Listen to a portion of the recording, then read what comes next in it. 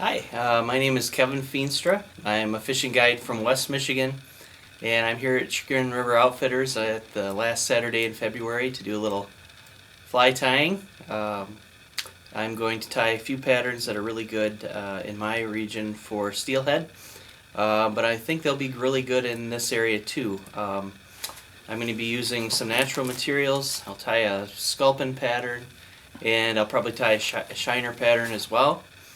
And it should be something that's useful in your area. It's something that I use through the winter months and through the spring. And when the water temperatures get close to 40, they tend to work really, really well. So the first pattern I'm going to tie is going to be a little sculpin pattern, and hopefully you guys will enjoy it. Okay, I'm going to tie a few bait fish patterns that I use through the winter months in my neck of the woods. The first one's really, really simple. It can be used as a swung fly. Typically what I'll do is I'll use a floating line and I'll cast this fly out and I'll mend the fly to the bottom until I just feel it nick, and then I'll let it break free and swing. But it can also be used under a nymph rig, and it works quite well. It's a generic bait fish imitation. I usually use it to imitate sculpins and darters in our river system. So first thing that I'm going to do is I'm just going to take my thread and I'm going to cover about 2/3 of a hook. I usually use a hook that's either about 3x long, or I use a shank. And the next fly I'm going to tie is going to be used shank. What I'm going to do is I'm going to bring the thread back to the front now, and I'm going to take a little bit of bead chain like this. If you cut bead chain with the scissors, you always want to use the back of the scissors so you don't wear the blade out. Or you can do what I do and buy a cheapo diagonal cutter. And we're just going to take this and give it a little snip. You can use 2 eyes or 4 eyes, it doesn't matter. I'm going to, because this fly is going to ride hook point down, I'm going to lash the eyes just underneath the front of the hook.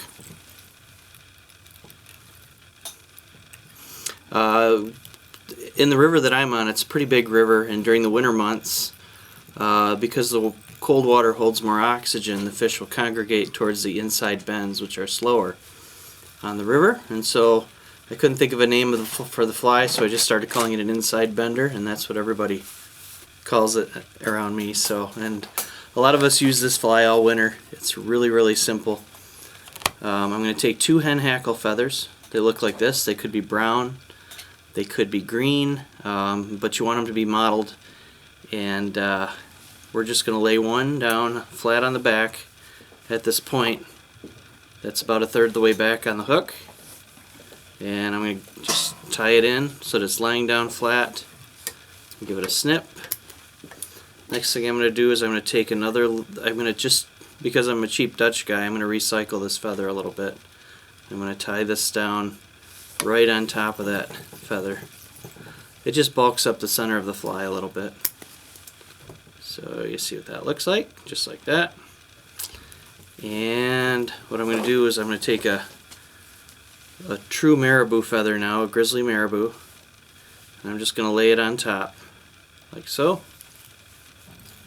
And I'm going to lash it in. And then I'm just going to sandwich that feather between one last hen feather, like so. And that'll bleed through in the water. So we have 2 feathers there are 3 feathers, one that's a soft feather and 2 harder feathers, and they're all sandwiched together. Really simple. Now no fly would be complete without some flash. I'm going to use some rainbow colored crystal flash here, and I'm just going to lay that over the top of the hook like so. Bind it in, then I'm going to fold it back.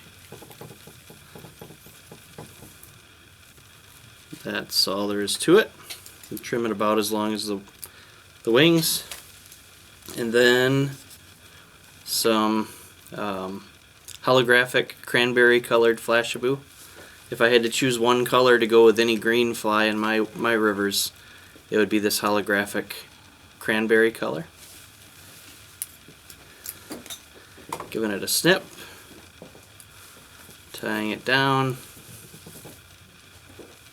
and I usually use a pretty long strand and then I just fold it back to make the wing more bulky. The reason I cut it long is because otherwise my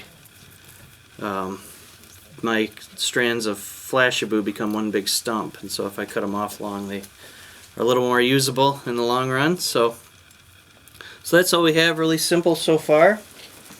The rest of the fly is really easy. You can use any number of different colors at the end here, but one of my favorite is peacock eye colored ice dub, which looks like this. It's a color that came out about a year ago, and all I'm going to do is tie a little clump in at the front of the fly, and I'm going to just bind it in right behind the eyes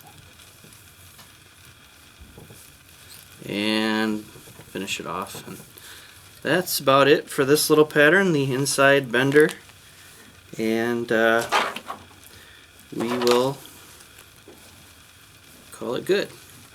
Typically with this fly, either I tie a bunch of them when I tie them, they're really simple and quick to tie, and I'll finish some with the peacock eye color, and I'll finish some with a regular peacock color. Here's my giant bag.